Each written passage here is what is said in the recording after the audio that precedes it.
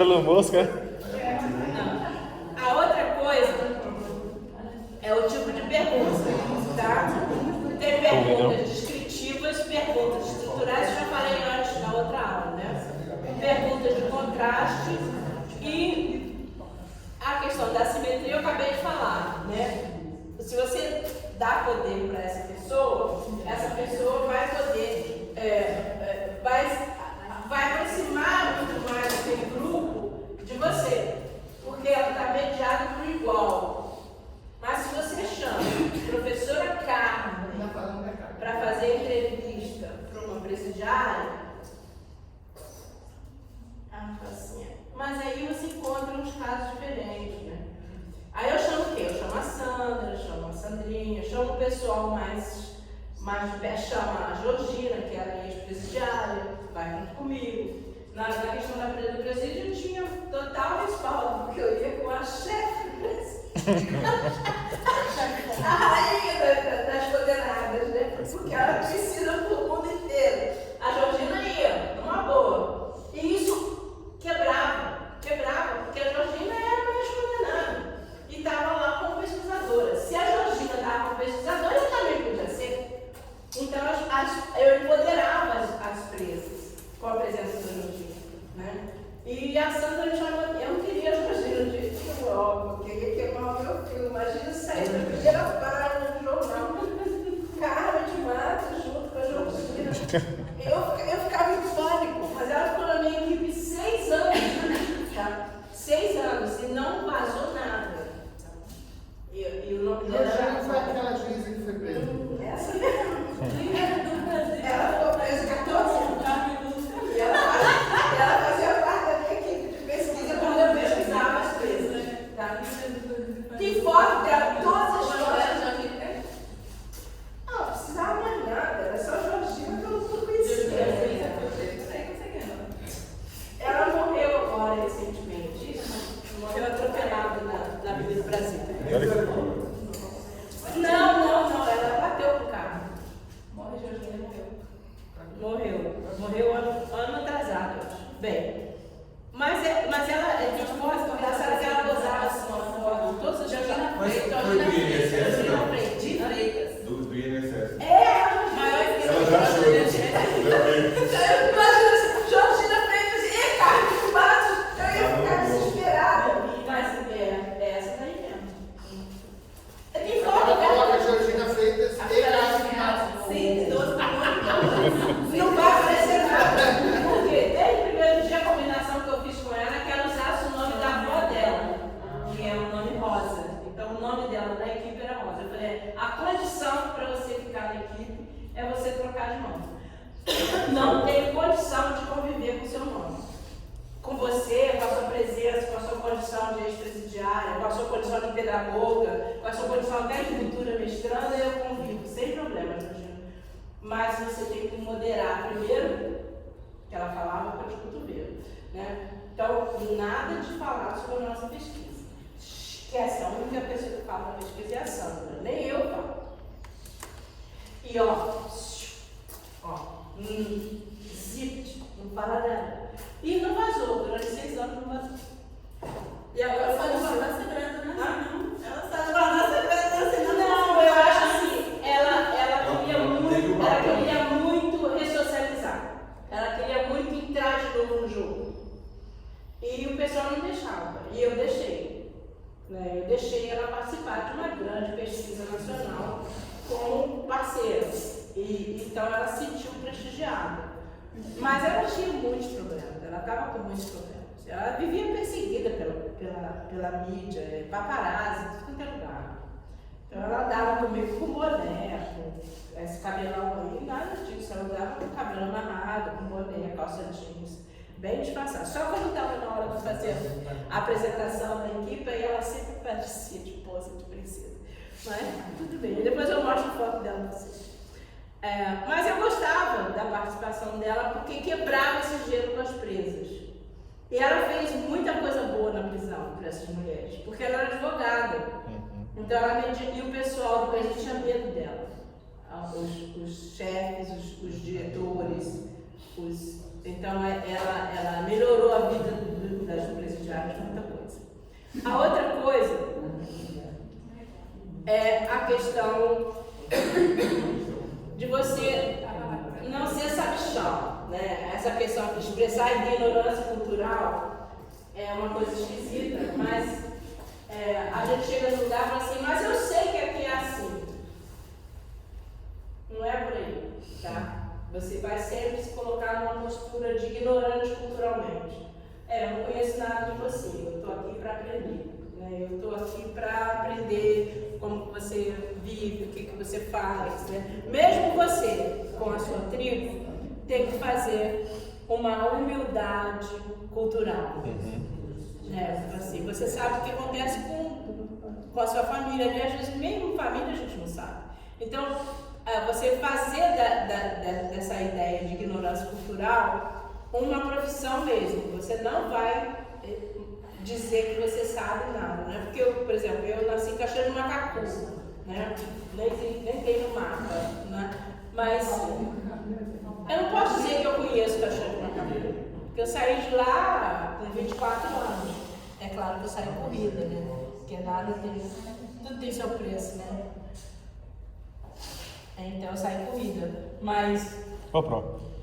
A senhora se arrepende? De sair de corrida? Sim. Não, porque o meu marido era maravilhoso. E eu saí porque ele não queria que eu casasse com ele. Então eu fiquei casada há muito tempo, então valeu a pena. Mas é sempre difícil, né? Porque você tem... E eu fui Jesus, eu fui expulsa, é diferente, eu fui expulsa. Meu pai falou assim, ou eu ou ele. Eu falei, não, mas assim, eu falo assim, em relação a essa pesquisa, porque assim, a senhora botou... a senhora... Sim, porque assim, a senhora abriu mão de outras coisas para a senhora fazer essa pesquisa. A senhora no caso... Não, nunca me arrependi. Assim como eu não me arrependo de ter vindo para cá. Cada desafio é um desafio. A minha vida é feita de desafio. A minha vida é o meu trabalho. É forte. Eu nunca me arrependi. É forte isso, né? Eu penso muito antes de entrar no frio, mas quando eu entro, eu saio dela. Eu tinha que... Veja bem, quem é que vai pesquisar menino preso, mulher presa? Ninguém. Por quê? Mulher presa é mulher de bandido. Mulher de bandido já não é nada. Agora, presa, o que ela é? A terceira pessoa depois de ninguém, né? Então eu tinha a mim. Eu estava defendendo. Eu estava segurando a onda. Eu estava denunciando ao Ministério Público as misérias que estavam fazendo com as pessoas. O espancamento, o abuso sexual dos meninos. Alguém tem que fazer esse papel. E chega para outros públicos também, né? Por exemplo, no caso da Sandra, algumas histórias ali a gente só teve acesso por conta das ações que foram escritas. Inclusive vocês aqui. Saber que tem gente que faz esse tipo de pesquisa. E que faz não porque tem envolvimento, né? Faz porque ama a profissão, porque acha que vale a pena fazer pesquisa sobre coisas que valem a pena. Sobre coisas que te dá nojo, que te dá um embrulho no estômago. Não me faz bem ver indígena maltratado.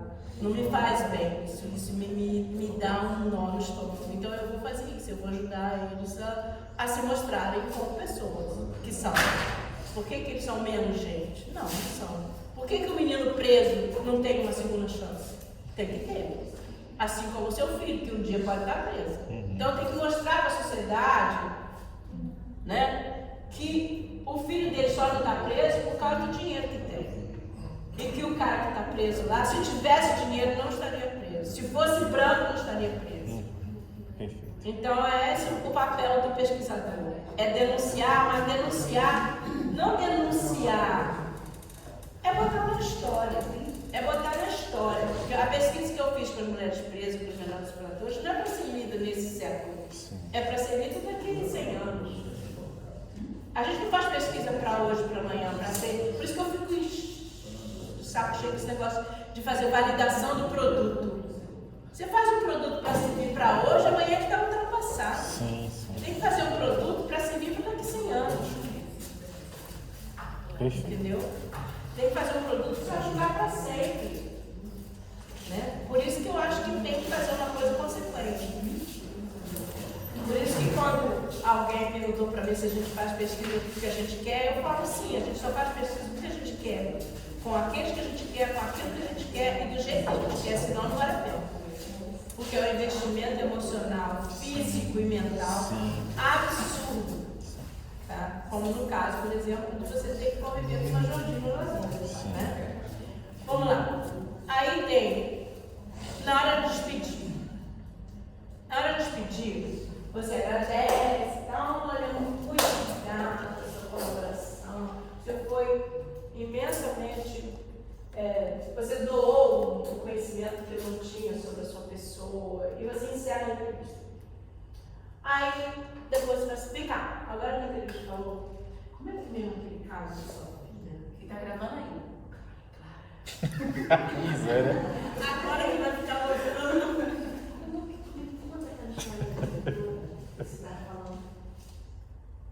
Agora você pode falar, gente, já acabou, né? Eu não vou usar nada disso para minha pesquisa. Fala aí, o que aconteceu com a diretora mesmo? Menina. Aí começa a entrevista. E se depois tiver acesso à informação?